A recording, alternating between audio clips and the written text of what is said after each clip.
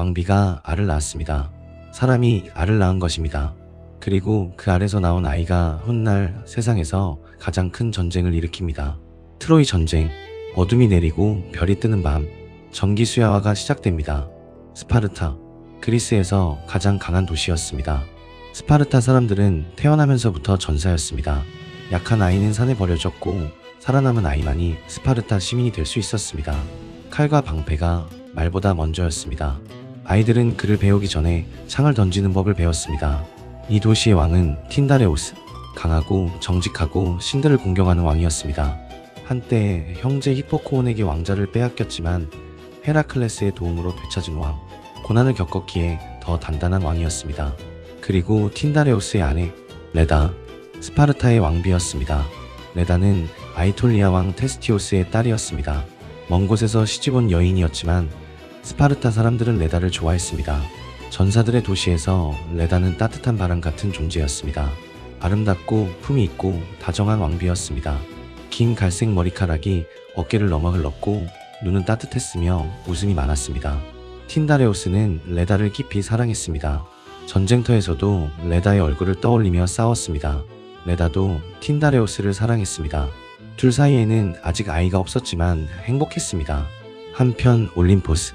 제우스가 또다시 인간 세상을 내려다보고 있었습니다. 다나엘을 잃은 뒤 얼마 지나지 않았습니다. 청동탑에 갇힌 여인에게 황금비를 내리고 그 여인과 아이가 바다에 던져진 뒤 제우스의 눈길은 멈추지 않았습니다. 이번에는 스파르타 에오로테스 강가에서 한 여인이 걷고 있었습니다. 레다였습니다. 강변에 풀밭을 거닐며 꽃을 꺾고 있었습니다.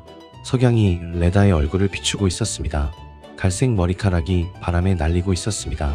제우스는 레다를 보고 반했습니다. 하지만 레다는 왕비였습니다. 남편이 있었고 궁전이 있었고 경비병이 있었습니다. 에오로페처럼 끌고 갈 수 없었습니다. 세멜레처럼 인간 남자로 접근할 수도 없었습니다. 왕비의 방에 낯선 남자가 들어가면 경비병이 달려올 것이었습니다. 다나엘처럼 비가 되어 내릴 수도 없었습니다. 청동탑이 아니라 열린 들판이었습니다. 제우스는 생각했습니다. 레다가 있는 곳은 강가. 강가에는 새가 있습니다. 새라면 경계하지 않을 것입니다. 새라면 다가가도 이상하지 않을 것입니다. 제우스는 자기 몸을 백조로 바꾸기로 했습니다. 순백색의 거대한 백조, 날개를 펼치면 사람 키만큼 넓은 아름다운 백조. 하지만 그냥 백조로 나타나면 레다가 다가올 이유가 없었습니다. 강가에 백조가 있다고 왕비가 안아줄 이유는 없었습니다. 제우스는 한 가지 장치를 더했습니다. 독수리. 하늘에서 독수리 한 마리가 백조를 쫓는 것입니다. 거대한 독수리가 하얀 백조를 잡으려고 하늘을 가르며 쫓아옵니다. 백조는 피투성이가 되어 겁에 질려 날개를 퍼덕이며 강가로 떨어집니다. 레다의 발밑으로. 레다는 다정한 여인이었습니다. 다친 동물을 그냥 지나치지 못하는 여인이었습니다. 제우스는 그것을 알고 있었습니다. 이것이 제우스의 계획이었습니다. 에오로페 때는 황소, 다나엘 때는 황금비, 그리고 이번에는 백조. 매번 다른 변신이지만 목적은 같았습니다. 그날 오후 레다는 에오로테스 강가를 걷고 있었습니다. 시녀 몇 명과 함께 꽃을 꺾으며 이야기를 나누고 있었습니다. 바람이 따뜻했고 강물이 반짝였고 평화로운 오후였습니다. 그때 하늘에서 비명 같은 소리가 들렸습니다. 새의 울음소리였습니다. 날카롭고 다급한 울음. 레다가 고개를 들었습니다. 시녀들도 하늘을 올려다보았습니다. 하늘에 거대한 독수리가 날고 있었습니다. 날개를 활짝 펼친 독수리. 발톱이 햇빛에 번뜩였습니다. 그리고 그 앞을 하얀 백조 한 마리가 미친 듯이 날개를 퍼덕이며 도망치고 있었습니다. 백조의 날개에 피가 묻어 있었습니다. 하얀 깃털이 바람에 흩날렸습니다. 독수리의 발톱이 백조의 등을 스쳤습니다. 깃털이 뜯겼습니다. 백조가 비틀거렸습니다. 날개가 힘을 잃어가고 있었습니다. 그리고 강가로 떨어졌습니다. 레다의 발밑으로. 쿵! 백조가 풀밭에 떨어졌습니다. 날개가 접히고 긴 목이 축 늘어졌습니다. 하얀 깃털이 피로 물들어 있었습니다. 숨이 거칠었습니다. 온몸이 떨리고 있었습니다. 시녀들이 뒤로 물러났습니다. 하지만 레다는 달랐습니다. 레다가 백조에게 다가갔습니다. 불쌍하기도 하지. 레다가 무릎을 꿇고 백조를 안아 올렸습니다. 하얀 깃털이 비단보다 부드러웠습니다. 백조의 검은 눈이 레다를 올려다보았습니다. 그 눈에 두려움이 담겨 있었습니다. 적어도 레다에게는 그렇게 보였습니다.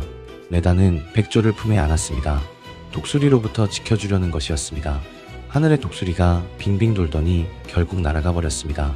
레다가 안도하며 웃었습니다. 이제 괜찮아. 백조를 가슴에 안고 부드럽게 어루만졌습니다. 백조가 레다의 품에서 긴 목을 레다의 목에 감았습니다. 부드럽게, 따뜻하게. 레다는 이상한 느낌을 받았습니다. 이것은 보통 새가 아닙니다. 깃털에서 향기가 났습니다. 올리브와 바다와 이름 모를 달콤한 것. 눈동자가 너무 깊었습니다. 새의 눈이 아니었습니다. 하지만 레다는 밀어내지 않았습니다. 무언가에 끌리듯이 백조를 안고 있었습니다. 백조의 날개가 레다를 감쌌습니다. 하얀 깃털이 레다의 어깨를 덮었습니다. 마치 누군가가 안아주는 것처럼. 그 순간 세상이 멈춘 것 같았습니다. 강물 소리가 멀어지고 바람이 멈추고 시녀들의 목소리가 사라졌습니다. 레다와 백조만이 세상에 남은 것 같았습니다. 그날 밤 레다는 궁전으로 돌아왔습니다. 강가에서의 일을 아무에게도 말하지 않았습니다. 말할 수가 없었습니다. 무슨 일이 있었는지 레다 자신도 정확히 알지 못했습니다. 다만 이상한 느낌이 남아 있었습니다. 백조의 깃털이 닿았던 어깨가 아직 따뜻했습니다. 올리브 향기가 아직 코끝에 남아 있었습니다. 틴다레오스가 레다를 반겼습니다. 전쟁 준비를 마치고 돌아온 왕이 아내를 보고 웃었습니다. 그리고 그날 밤 부부는 함께했습니다. 같은 날 같은 밤 강가에서 백조와 궁전에서 남편과 이것이 나중에 모든 것을 복잡하게 만든 원인이었습니다. 같은 밤에 잉태된 아이들, 하지만 아버지가 다른 아이들. 딸이 차고 기울었습니다. 레다의 배가 불러오기 시작했습니다. 하지만 이상했습니다. 보통 임신과 달랐습니다. 배가 너무 빨리 불어왔습니다. 한 달이 채 지나기도 전에 석 달은 된 것 같은 크기였습니다. 그리고 배 안에서 느껴지는 것이 아이의 움직임이 아니었습니다. 딱딱한 것이 안에 있는 느낌이었습니다. 둥글고 단단한 것. 시녀들이 걱정했습니다. 산파가 배를 만져보고 고개를 갸웃했습니다. 이상합니다, 왕비님. 보통과 다릅니다. 아이가 아닌 것 같습니다. 레다도 두려웠습니다. 강가에서 있었던 일이 머릿속을 스쳤습니다. 백조, 하얀 깃털, 올리브 향기. 혹시 그것 때문인 걸까? 하지만 기다릴 수밖에 없었습니다.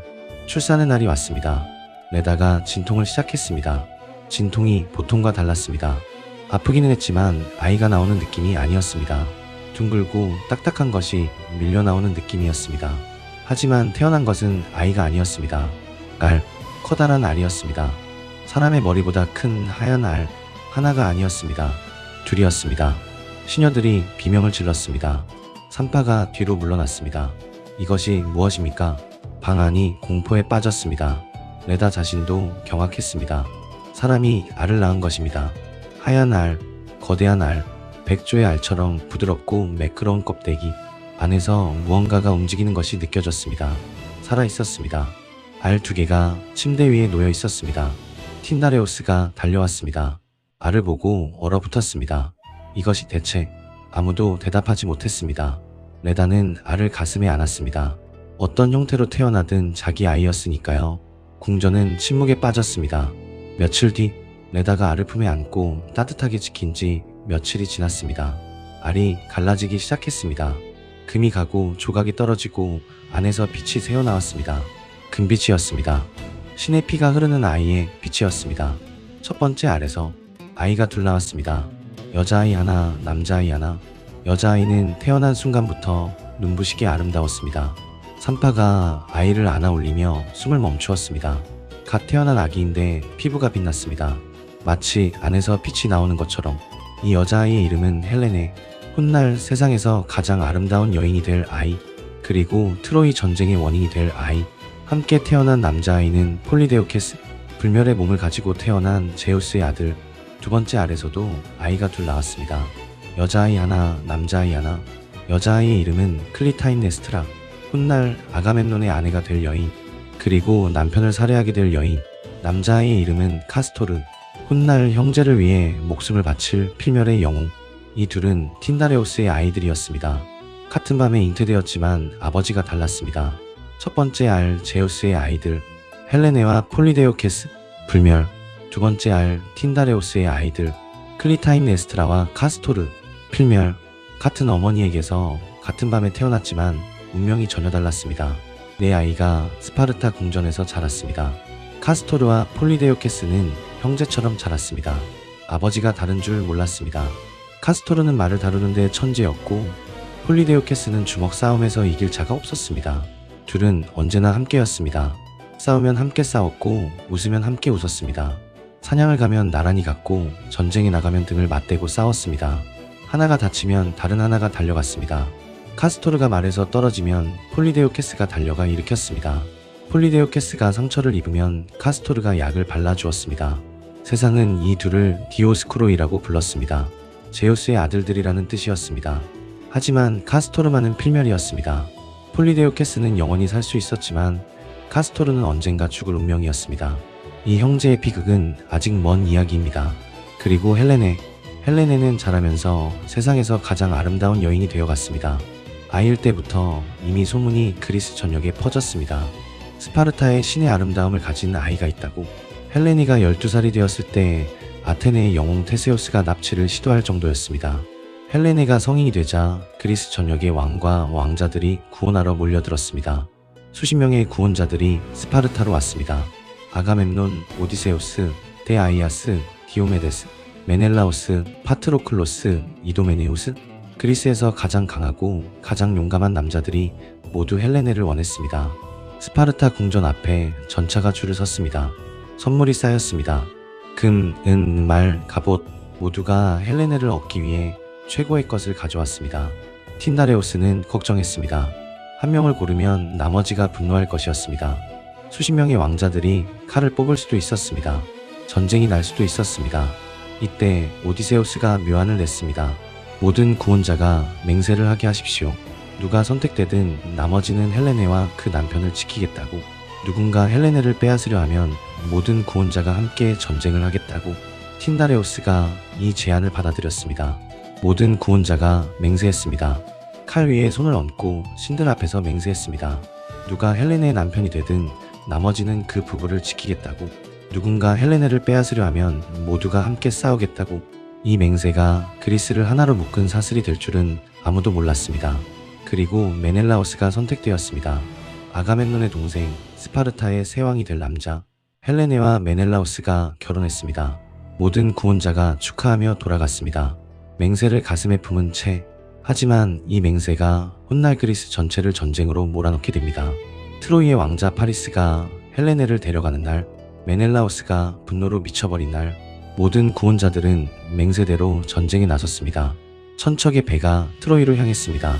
그리스 최강의 전사들이 모두 한 곳에 모였습니다. 아킬레우스, 오디세우스, 데아이아스, 디오메데스 모두가 헬레네 때문에 바다를 건넜습니다. 10년의 전쟁, 수만 명의 죽음.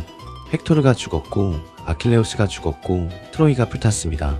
트로이의 멸망. 그 모든 것의 시작이 이 밤이었습니다. 에오로테스 강가에서 백조 한 마리가 왕비의 품에 안긴 밤. 알 하나에서 태어난 여자아이 하나가 세상에서 가장 큰 전쟁의 원인이 된 것입니다. 제우스는 이것을 알고 있었을까요? 백조로 변해 레다를 안았을 때 그 밤이 트로이를 멸망시킬 것이라는 걸, 그 알에서 태어난 아이가 천척의 배를 바다로 내보낼 것이라는 걸, 수만 명의 영웅들이 한 여인 때문에 죽게 될 것이라는 걸 아마 알고 있었을 것입니다. 신은 미래를 볼 수 있으니까요. 그런데도 멈추지 않았습니다. 에오로페 때도 멈추지 않았고 세멜레 때도 멈추지 않았고 다나에 때도 멈추지 않았습니다. 사랑하는 사람이 불에 타 죽어도 멈추지 않았습니다. 딸과 손자가 바다에 버려져도 멈추지 않았습니다. 이것이 제우스였습니다. 올림포스의 왕, 하늘과 번개의 신. 하지만 사랑 앞에서는 한없이 인간적인 신. 제우스의 눈길은 레다에서도 멈추지 않았습니다. 다음 밤에는 암소가 된 여인, 그리고 100개의 눈, 이호입니다. 오늘 밤 정기수야와는 여기까지입니다. 구독과 좋아요는 정기수에게 큰 힘이 됩니다. 알림을 켜두는 것도 잊지 마십시오. 안녕히 주무십시오.